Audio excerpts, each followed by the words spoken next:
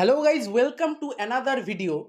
Today I will show you how to blend two images in Canva. So at first open your Canva application on your Android device or even in desktop or laptop. I will just open it through my Android. Now after opening this application, click on the plus icon here.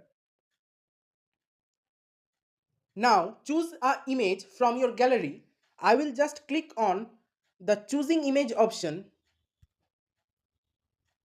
Now I will choose a image from my gallery, add, click here in use in a new design. Now the design will be uploaded. Now again click on the gallery option from the below. Again choose another photo from your gallery. I will choose it and then click on add to page. Now you can see another image came here on the top of the first selected image. You can see there are a lot of options available below. Simply click on the apps option here. You can see there are a lot of options available here. So we will have to choose the blend option here. You can see it is a premium feature. So you will have to buy Canva Pro, or you can also click on start my free trial here. After that, you can click on start trial and subscribe.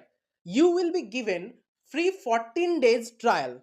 After that, you will have to pay for this particular feature as it is a premium feature. So I hope you understood the whole process and all the doubts are clear. If you like this tutorial, then please give a like to this video and subscribe our channel. Thanks for watching.